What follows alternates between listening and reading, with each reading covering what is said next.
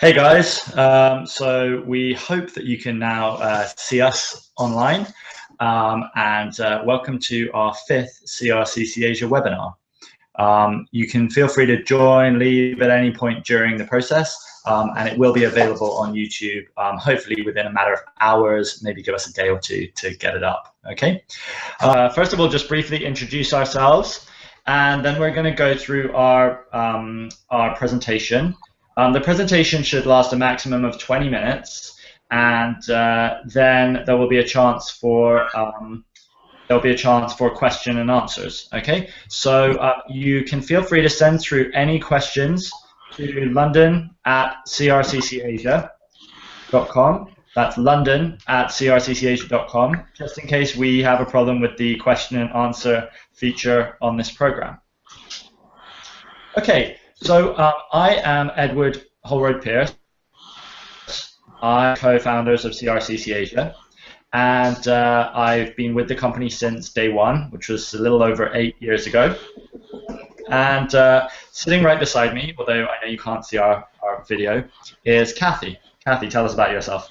I'm also based in the London office and I've worked for CRCC Asia for the last year and a half. I'm the first point of contact really for all interns from the Europe region before you go out to China. So after you submit your application, myself and my colleagues here will decide whether or not to invite you to a telephone interview for our program. I'll conduct that telephone interview and also be here to answer any of your questions pre-departure.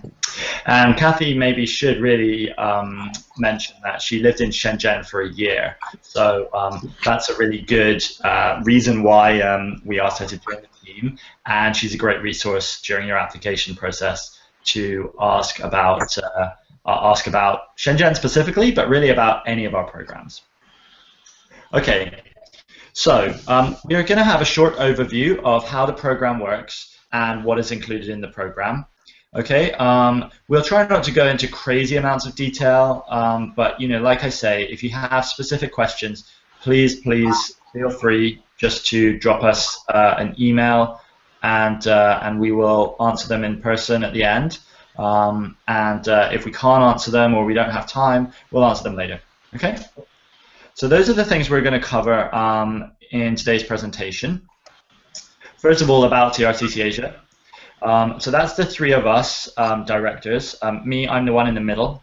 So Daniel is based in San Francisco, and Thomas Kirkwood is based in Pennsylvania, but spent about 20 years of his earlier life in China. So between us, all of us speak fluent Chinese, and we're all really passionate about encouraging young people to get experience in China. Okay, the world is becoming a smaller place, and actually giving people the confidence and experience of living and working in China is something that all three of us, and by extension all of our teams, are very passionate about. So here's a little about the company growth. We are now very pleased to have sent over 5,000 young people out to China on our programs. So that is a matter of pride for us, particularly given our passion. And what we're really pleased with is increasing amounts of support from universities and from governments in terms of making the opportunity available to a wider audience. So wherever you're joining us from, thank you very much. But we here are based in London. We have similar offices in San Francisco, Madrid, Venice, Sydney, and then of course we have the main program locations: Beijing, Shanghai, and Shenzhen. Okay, so here is a very long slide with lots of bullet points, basically just to show you what is included in our program. Obviously, the most important first bullet point: an internship in the sector of your choice. Okay. Aside from that, really, we provide a whole range of services and inclusions to the program to ensure that you don't have to think too much about other things outside your internship. So we meet you at the airport. We include all of your accommodation, cultural training, and a welcome banquet. You'll get a transport card and a SIM card and a city guide. You'll also get at least 2 hours of free Mandarin classes included every week of your time in China. some social events, business seminar, charity volunteering opportunities, and the alumni network. So we're going to go into a bit more detail about those various inclusions, and I'll be handing over to Kathy for some of those as well. Okay. So Kathy, why don't you take it away? So CRCC Asia has program start days every month. So whenever it is that you're looking to go out to China during the year, we're ready to welcome interns. All of the programs start on a Thursday, and the CRCC Asia staff will be waiting at the airports to pick you up and greet you and take you to the accommodation. So interns come from all across the world: UK, Europe, the US, Canada, India, Australia. It's a really global program, and this is really your first time to meet other participants. So then you go to the accommodation. So in Beijing, Shanghai, and Shenzhen, all of the accommodation is in modern, spacious apartments with all of the other interns together. So you have your own bedroom. Sometimes there's a shared kitchen and living area if you don't have that to yourself. Accommodation is in a convenient location. In Beijing, for example, it's right in the middle of the art district. Cities as well, it's right in the expat area, so really well connected to the rest of the city, to restaurants, bars, shops, and to the subway system for getting around. So the next day is the CRCC Asia Induction Day, which is really designed to introduce you to your city and life in China with CRCC Asia. The CRCC Asia team, which is a mixture of staff from across the world, including China, will present on topics relevant to language, geography, economy, and business culture. The focus is really on you getting the most out of your internship, and after that day, you'll all go together to the welcome banquet to have your first real taste of Chinese food. Okay, and now the bit that a lot of you will be most focused on for a good reason. What partner companies do we work with? Well, CRCC Asia now work with over 400 partner companies in our 3 program cities of Beijing, Shanghai, and Shenzhen.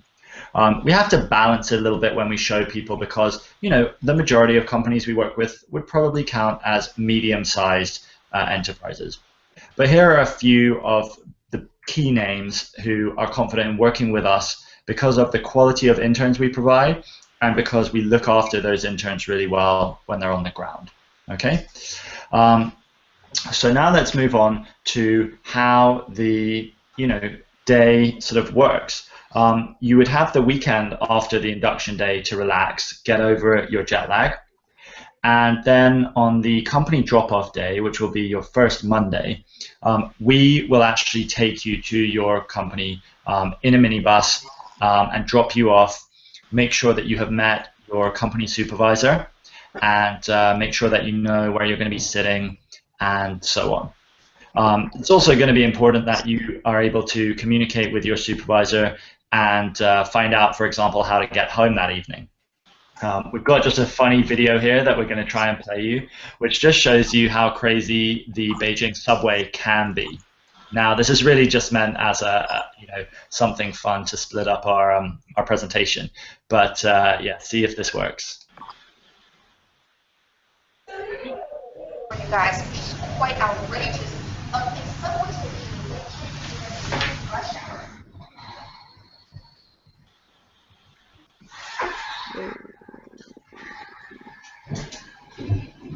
What the fuck?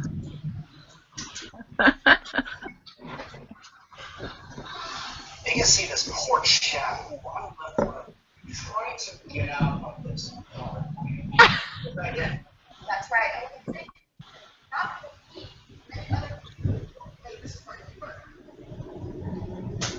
So there you go. That is just to give you a little taste of quite how you can easily hire a bicycle and try and use that for your commute. But at any point, CRCC Asia teams will be there to try and help you find the best way to commute on a daily basis to your host company and how to get home as well.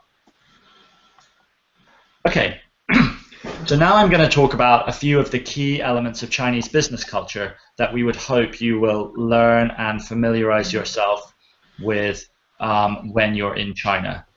So The first main one is guanxi. Okay. How many of you guys have heard of guanxi? You can put up your hands, and I will try and spot your hands showed up.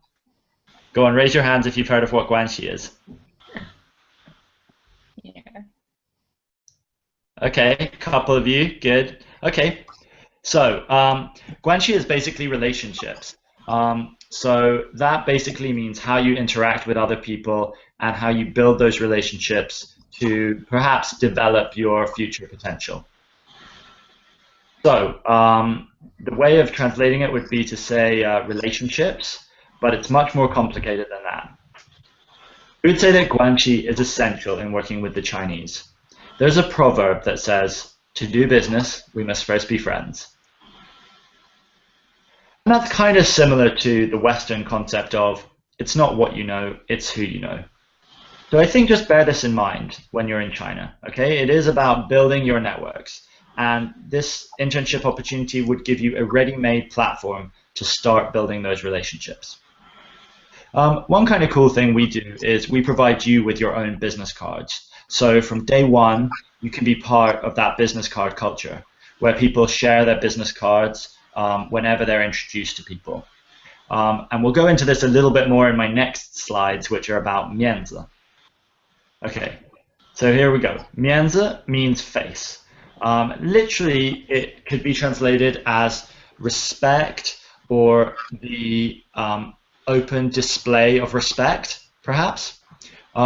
We really consider this a core component of Chinese society that should not be underestimated. And I think the interesting cultural phenomenon is that it happens in perhaps a lot more delicate or smaller situations. So to go back to the business card example, when you're handing someone your business card, the way to give them mianzi or face is to make sure that it's facing the right way for them when they take it from you. Okay, so so that the writing is the right way up for them. And if you have a Chinese side of your business card, then it would give them a bit of face if you gave it to them with the Chinese side. It just shows that you have thought about these things. It's also always handed with two hands, so that's another way of showing respect. And then you need to think about, who you really need to give face to. So obviously your superiors, your supervisor at work, anyone who you may need to ask for a favor in the future, or who you want to keep on your good side. Okay, so something like a toast. If you're at a dinner and there are a few people around, you might need to actually do a semi-formal toast and say, "Dear Mr. Wang, I'm now 2 weeks into my internship. I wanted to thank you very much from the bottom of my heart for providing me with such a great opportunity." And even though that sounds kind of crazily formal to a Westerner, that will definitely give face publicly. And that gives your boss, Mr. Wang, that bit of public recognition of face, and will help to show that you understand the sensitivities. Other little things would be like seating arrangement at dinner. Some seats have more mianzi, or more importance, than other seats around the dining table. So the seat that is directly facing the door is considered the most sort of the VIP seat. So that's just something that you will probably learn in doing. You'll actually see it in action when you're in China.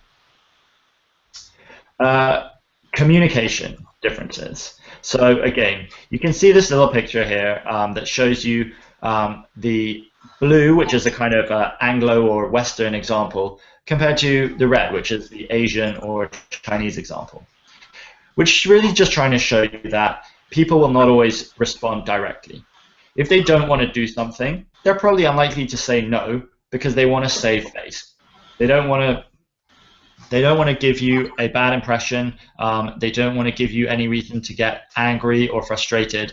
So they may say, "Oh, well, that proposal for research that you gave me, I think that maybe we could start working that in maybe the 3rd or 4th week of your internship, because actually tomorrow there is going to be something else for you to do." They might easily say something like that when actually they just want to say, "No, that's a really bad research proposal and I'd prefer you work on something different." Okay, so you need to be a bit aware of that. when you're communicating and when you're listening into people's answers. And you may hear yes to questions. People might, if you said directly, am I doing a good job in my internship? They might just say yes, because they would want to avoid you losing face and avoid direct communication. So you need to think of a clever way of wording it so that you got a direct answer, or an answer that was helpful to you. So if you said, maybe we could sit down and you could give me some feedback on my project so far, they still might sound very positive. So maybe you should say, is there anything that I could improve? And then you might get some positive answers, some answers back that actually teach you something about your performance. Okay, and obviously we, CRCC Asia team, will be there to help you in developing your relationship with your supervisor and with your host company. Here are some tips that we would just definitely give you just during this presentation. Number one, first impressions count. We will recommend that you go on day one in a suit. We know that in China, quite often the dress code is somewhat less formal than in the West, but first impressions count. Equally, try and be really polite and over-enthusiastic on your first couple of days, because if you start off really over-quiet, or let's say turn up late, or don't get involved, that's going to really affect the way that your supervisor sees you in the future. We would definitely advise having regular meetings. This is something that we can help with if you're finding it difficult to schedule meetings. But most supervisors will be very open to you if you try to plan ahead. So don't just say, oh, I finished my task, now I need a meeting in the next 5 minutes. Okay, because most supervisors are kind of busy guys or busy girls, and they would prefer something like, a day or two's notice. You have a think, I'm coming to the end of this research project and I've nearly finished my presentation. Could we schedule a meeting tomorrow sometime, or even the next day, so they could go through my presentation with me and give me back? That will be a much more positive way to get a meeting with your supervisor rather than ask for it immediately. Don't be afraid of questions. It's kind of an obvious one, but also you need to think about how you ask your questions and how you come across to your supervisor and to the host company. So, not just asking constant questions all day long on really small things. Potentially save up your questions, and again, tell your supervisor, hey, Mr. Wang, could I grab you for 20 minutes this afternoon, because I have a few different questions, and it'd be really helpful to get your thoughts. Yeah, it's going to be much more structured than if you go to him every 5 minutes and say, oh, I don't know what the resource for this research you've asked me to do, or I don't know where to find this. So try and save up your questions, and then you won't be disturbing them so much. Find a mentor. We would really recommend finding a mentor so that you can bounce some ideas off people. It could be someone in the company, it could be your supervisor. It could be one of the CRCC Asia team, or it could be someone back home, like a university lecturer or a tutor or something. So you can say, I want to be telling you about my internship on a daily or weekly basis and getting some input from you, some ideas. Next really important one is to set personal goals. Now, even during the interview process, Kathy may well ask you questions like, tell me what skills you want to build throughout your internship. And that's really important, but it's not just important for the interview, it's important for your life, okay? Thinking about what your goals are going to be from this internship, thinking about what skills you want to build and what attributes you want to come out of your internship with. So we would recommend a balance of some industry-specific goals, like I really want to learn about the bond market, China, or I really want to learn about how architectures operate in the Chinese regulatory environment, along with some more transferable skills. So I want one goal to be able to be confident in a Chinese working environment, or I want to improve my telephone ability, my ability to answer the phone and not get flustered. Okay. This really leads on to professionalism, and like in the same way we suggest wearing a suit on your first day, we definitely think that professionalism cannot be overrated. Just think about it in everything you do. Are you using the right tone and the right language in an email? You shouldn't be talking to your supervisor in a too friendly way. You shouldn't be using abbreviated slang, you know, I should have done this, or I would have gone, whatever. Try to really be as professional as you possibly can, okay? Remember that you're the intern. This isn't to say that you should just take endless amounts of, you know, abuse or you really feel like you're at the bottom of the pile. But it's just to say, be realistic. You know, you shouldn't be going into this thinking, I want management skills, because you're not going to be managing other members of the team. You will, by default, be the most junior person in the office. And as such, you do need to remember to really get out there and embrace all kinds of different tasks. You know, you may well be asked to do something that is quite repetitive. Maybe some data entry, maybe something, you know, that you don't particularly enjoy. But just remember that it's all a learning experience, and if you get good at one thing, the chances are your supervisor and your company is going to have a lot more confidence in you, okay? And they'll give you then more tasks. Finally, attitude and enthusiasm and initiative, all super important. So just really make sure you pay attention to those. Okay. And from me, I'll hand over to Kathy. I just wanted to tell you about our business events. So these occur in the first or second week of the month, and they are in the evening, so everybody can attend after their working day. And they normally involve a speaker who is either an expert or Chinese, who has something of value to discuss, either industry-specific or more general, about how to pursue opportunities or how business in China differs from business in other international locations. They may include things like Chamber of Commerce networking events, seminars, lectures. We have a great network, primarily because of all of our host companies. So this business event really is one of the highlights in our monthly calendar of events. Okay, so now let me hand over to Kathy, who'll take you through a few more elements of the program. Okay, so also in our monthly calendar of events is the cultural activity, which is organised for all interns on the programme. The Chinese culture is so rich and varied, and CRCC Asia really encourages all programme participants to get out there and see and experience as much as possible. So events that we've organised in the past include visits to acrobatic shows, Tai Chi, dumpling and noodle making classes, for example. But you get a full update of what's taking place during your programme from our teams in China once you're actually out there. And we're always adding new activities, so that's definitely something to get excited about. Also, we have our monthly Tuesday. So much is obviously said about China's development over the last 30 years or so, and the rapid rate of economic growth and change at all levels of society. But we want interns to experience and appreciate that there is a less glitzy side to life in these cities, Beijing, Shanghai, and Shenzhen, which you might not see if you're working interning at a finance company or a law firm, for example. So we really want interns to get out there and give back to the local community.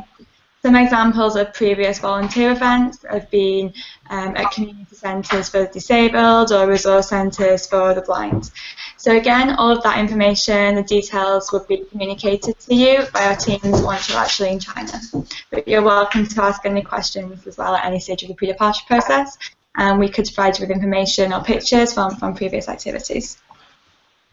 So one of my favourite events, which is very popular every month, is the KTV or karaoke night.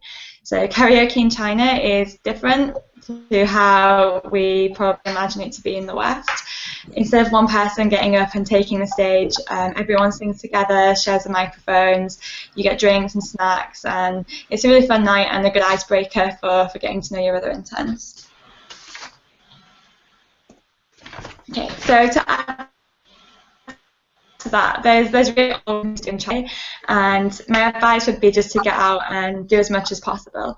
After a long day at work, or if you're feeling a bit jet lagged or maybe run down, it's easier to maybe stay in and watch a movie on your laptop, but then you'd be missing out on so much of what there is to experience about China, whether that's sightseeing or food or festivals. CRCC Asia actually provides city guides written by our local teams, and they're a really great resource full of information about where to shop, where to eat, what to see, how to take the subway, how to take the bus. And we also have key vocab as well, which tells you how to pronounce the words in Chinese and gives you the characters, which you can pass on to taxi drivers or people on the street if ever you're lost or needing to get somewhere. Eating out, food is really central to the China experience. And I definitely say that if your colleagues at your internship invite you out to lunch or dinner, then definitely say yes. Much of business in China is actually conducted at the dinner table, so you get a lot of insights into that aspect of the business culture. And you'd also be able to try some really tasty local foods or even delicacies that you might not even have any idea about ordering otherwise. So there are lots of expat websites and magazines also in China, things like Time Out Beijing, which are similar to Time Out in London, for example, and websites, magazines such as that Shanghai. So the CRCC Asia team as well, I've lived in China and lived there, and they're also very, very open to sharing and helping you out with anything you might want to find out about, whether that's shopping, dining, gyms, bars. So definitely tap into those resources. Okay, so outside of the city where you do your internship, China is a big, big place, and there's so much to see. Probably an overwhelming amount to see, because it's really not possible to do it all on a short-term internship program. But if you do want to make the most of your time out there, then getting around is easy. There are trains and buses, and again, the CRCC Asia team would be able to help you out with booking any of that transportation if you need some advice. Close to Beijing is the Great Wall of China, which is definitely a must-see if you're out there. Close to Shanghai are Hangzhou and Suzhou, which are really famous and really beautiful cities in China. And then there's Guangzhou as well, which is really interesting. There's a lot of history and depth, and that's close to Shenzhen, just about half an hour away on the fast train. Okay, so some highlights more widely in China. First of all, there's the Harbin Ice and Snow Sculpture Festival, which is world famous and takes place every year. It's in the far northeast of China, in a city that has a lot of Russian influence, and they create really amazing sculptures out of ice and snow, which are illuminated at night. It's really, really beautiful. There are activities as well, like ice skating and tobogganing. So it's a real winter wonderland, and if you're in China at that time of year, we'd really recommend that you check that out. There are, of course, the Terracotta Warriors in Xi'an, which is definitely something to see before you die. It's really exciting to kind of see the statues up close. And again, it's not difficult to get there from Beijing especially. Down in the southwest in China, in Guangxi province, you have some really stunning scenery, lots of outdoor activities as well, so things like rock climbing, hiking, cycling, swimming the river. It's always a good idea as well to maybe connect with other CRCC Asia interns in different cities. You can maybe do that through our pre-departure group on Facebook before you fly out to China. If you're looking to do a weekend in Shanghai and you're based in Beijing, maybe you could even stay with some of the interns in Shanghai and maybe they could show you around. So definitely get in contact. So we actually do have a travel program which you can add on to your internship. It's a 20-day tour of China through our partner company, The Dragon Trip. So if you want more information about that, definitely let us know. We could provide you with an itinerary, and we have start dates throughout the summer for that trip, and also a winter-specific Snow Dragon Trip, which will be running in January 2015. So the Dragon Trip starts from all of our cities, Beijing, Shanghai and Shenzhen. It's 20 days in duration. You'll be travelling predominantly with other CRCC Asia interns, and you'd have the support of local guides with expert knowledge about the cities that they take you to, and Mandarin fluency as well. So some highlights from travelling are Moganshan, where you can see a favoured summertime retreat of Chairman Mao. swim in a crystal clear blue lagoon. There were opportunities to sip champagne on skyscrapers, bamboo rafts, see the pandas, the terracotta warriors that I mentioned, some really off the beaten track experiences as well, like kung fu lessons at a monastery and waking up to sunrise on the Great Wall, as well as all of the great food you get to try. So if you have any questions about that, then definitely let us know. A great resource for interns and applicants, maybe before you even submit your application, are the blogs that we have on our website. So we have about 400 blogs and also testimonials from interns who are on the program, who completed the program recently. And that's all first-hand personal experiences of people's time in China, their internships, what they did at the weekends, what they ate. So it's really, really good before you apply for the program. Yeah, I guess I just want to add a point. Again, one of the benefits of going for an internship with a company that's got quite a long history is that we have amassed these resources for you. Really, the 400 blog entries. I'm not saying you're going to read every single one of them, but there are likely to be people who have been on a program from your university, your sector, your background, pretty much everything. So hopefully that is a real benefit and is there as a stronger resource for you to consider. Sorry to interrupt, Kathy. Added to that, we also have testimonials and alumni success stories on the website, which has more of a focus of interns reflecting on their time in China after they return home to their home country. We do have events as well, such as an alumni dinner, which in London we host in Chinatown, which is another great way to connect with interns and keep in contact with CRCC Asia after you get back home. Cool. Yeah, well, thank you, Kathy. And again, just to talk you through, what we would expect you to get out of your internship. As we mentioned, cultural understanding of China and business practices out there. Some industry-specific understanding and a bit of knowledge about different roles within a company. For people who haven't really had that much work experience before, actually going into an office environment and sitting there and observing and seeing how things work, and also just learning a little bit of patience and a little bit of understanding of how to cooperate and communicate with colleagues. They're all really valuable skills. We would definitely say take advantage of every opportunity. Kathy already gave us the example of your company asking you to go out for dinner. You may feel tired, your friends may have said let's meet up and do something else, but there's an opportunity to build your network and to learn something and experience something that's very different. So really just take advantage of every opportunity.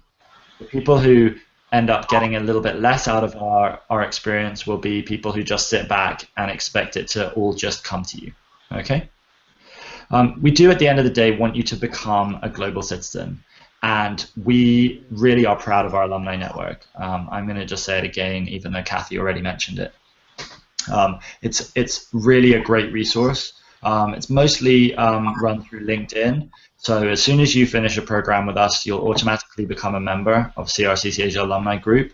And there are people sharing jobs and tips and interview advice and a whole load more on our LinkedIn group.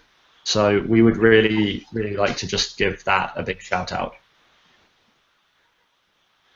So to keep in contact with CRCC Asia and up to date with all of the exciting developments in our program, there are various ways to contact us.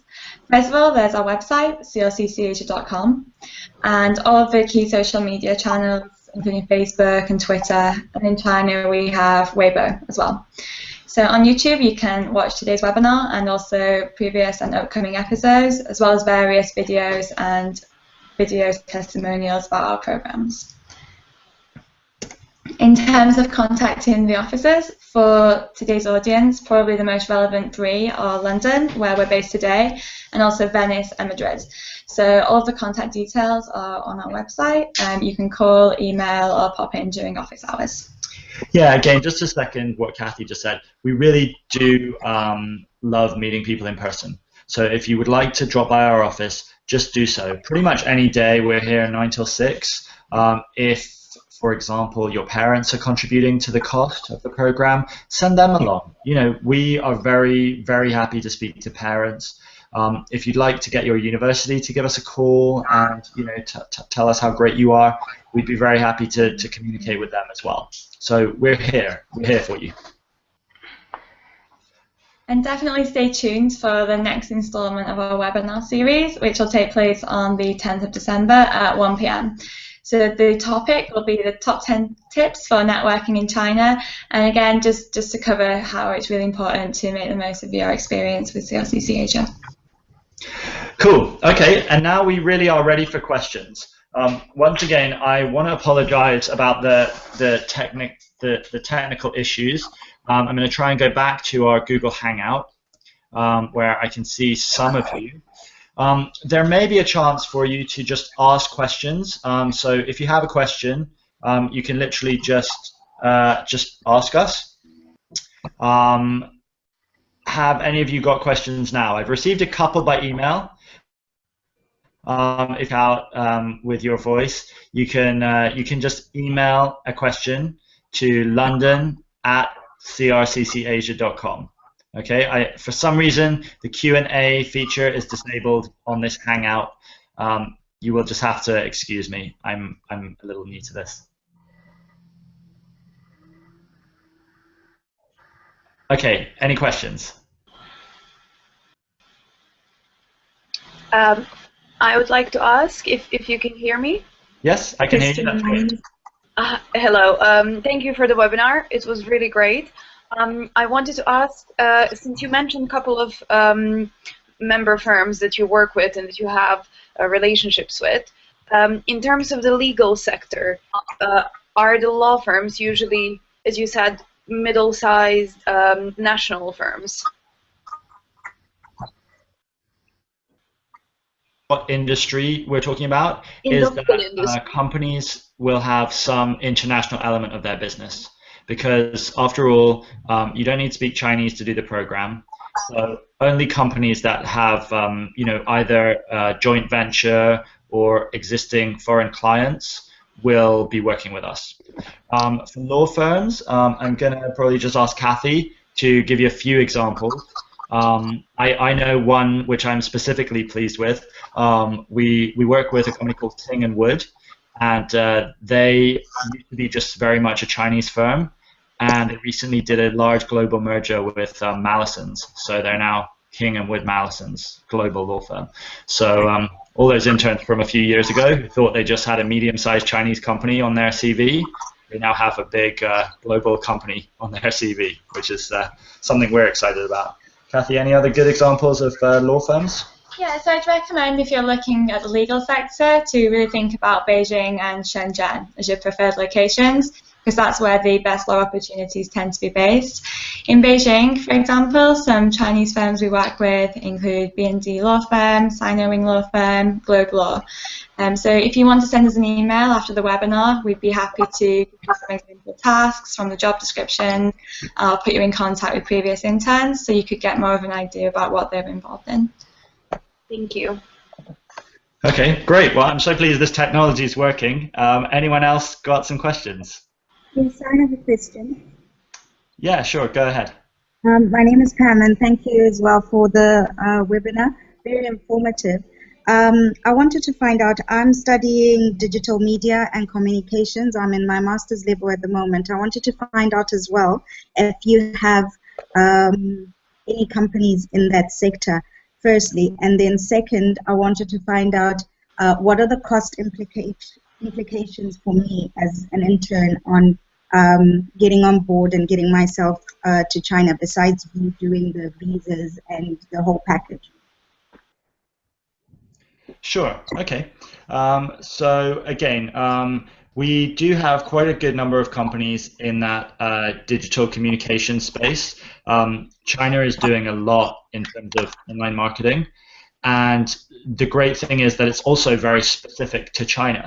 So being in one of those companies, you can expect to learn about China-specific things. like Weibo, like all the microblogs, and how companies may use WeChat. Because obviously at the moment, things like Facebook are still not able to be accessed in China. So companies have a different social media approach. Kathy, do you have any sort of good names or examples of projects that people have been given? Yeah, so the sectors that I think would interest you the most would be media and creative industries, and marketing, PR, and advertising. So there is a lot of crossover between the two. Within media, we have a lot of social media placements, offering maybe marketing opportunities for a whole range of different companies. We have more specific things, so maybe broadcasting for TV, and there's a great placement I can think of in Shanghai where in the back of taxis in China there are often TV screens, so while you're stuck in traffic jams you can watch some TV, and there's a company which provides the content and the advertisements for those screens, so they offer a really great experience for interns, and yeah, again we could talk more about what you'd like to submit an application at the intern stage. And then just to go back to the second part of your question about the cost implications, the program fee covers all your accommodation and all the stuff that we mentioned. So really on top of that, it's really just about your flight, so getting you out to China to arrive on the right day, right time, and then a little bit of money for your own personal spending. So you can eat and live super cheaply in China. For a pound, literally £1, $1.50, you can get a big bowl of noodles or a rice-based dish. And then the subway is super cheap as well. It's like less than 50 cents, normally like 30 cents US or 20p in the UK to get places. The problem is that when people get to China, they often see that everything's cheap and then they end up taking taxis. Well, even if a taxi costs, £2 or £3 or $3 or $4, if you take 6 taxis a day, that still mounts up. So you need to be a little bit careful about that. But yeah, feel free to drop us an email or give us a call and we can take you through all the costs involved. Thank you. Okay, any other questions? I have a question. Okay, sure, go ahead. Regarding the legal sector, the internships in those law firms, are they paid legal internships or is it like voluntary shadow or something? I'm really sorry. Could you talk a bit louder? We're having trouble hearing you. Sorry. With regards to the legal sector and the law firms out there, are those placements paid? That was a bit better, but we've just lost you. Keep going. Are they paid or unpaid placements in the legal sector? Are they paid or unpaid placements? Okay. So I think you were just asking if the placements are paid. So they're not. Unfortunately, for visa reasons, all of our internships are unpaid. But they are just short, up to 3-month placements, and we do consider them more of an investment in your future. Right. Okay. I have a question, if that's okay. Okay, sure, go ahead. You mentioned about how difficult it is to get a straight answer out of your supervisor. So I'm already going on the internship to Shanghai, so I'll be leaving in 2 weeks. Okay, So great. my question is, obviously I'm really keen to get as much feedback as I can to improve myself. And how would you recommend I go about getting tangible feedback without the flowering? Sure, okay. I mean, some of it will depend on what kind of character your supervisor is and how his or her communication skills are. Some of our host companies may be actually very international or very Western, so you may not have a problem.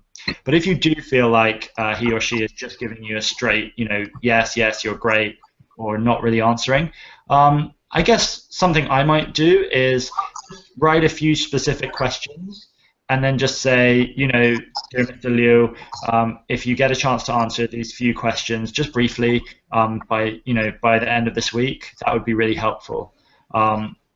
and then you can ask specifically, like, what could I improve? Which elements of my, work or personality or communication could I improve in a Chinese business context?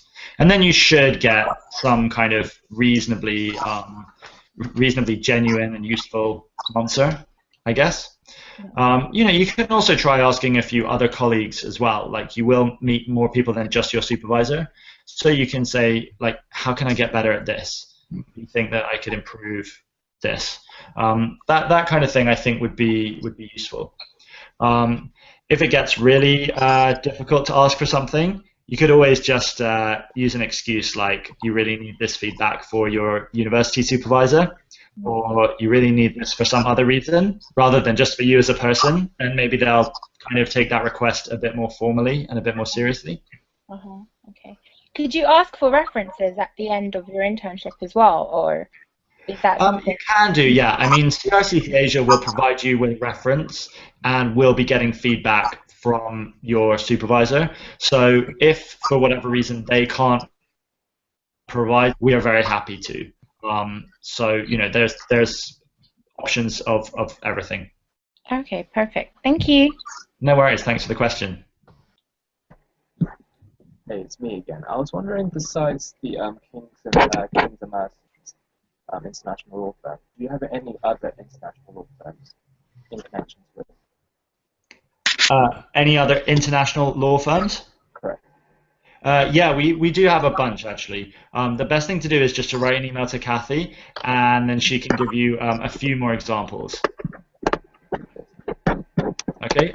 Would you just tell us your name so we can look out for the email? Or just mention in the email that you joined the webinar. Yeah, to add to that, most of the law firms that we work with are Chinese or Asian firms, but all the work across all placements would be international to some degree, whether it's an international company and you're dealing with other offices or other markets, or whether it's a Chinese company looking to expand overseas. Okay, cool. If anyone's got any more questions, we've got another couple of minutes. And just to remind you that this will be available on YouTube later. It'll probably take us a day to upload it. And we're really sorry for anyone who experienced any technical problems. Any more questions? Okay, great. All right, well, listen, thank you very much, guys. And obviously, some of you are already on the program, so I look forward to seeing you soon. And for those of you who are not yet signed up, we really hope to welcome you on the program soon. Thank you very much. Thank you. Bye-bye. Thank you. Bye. You.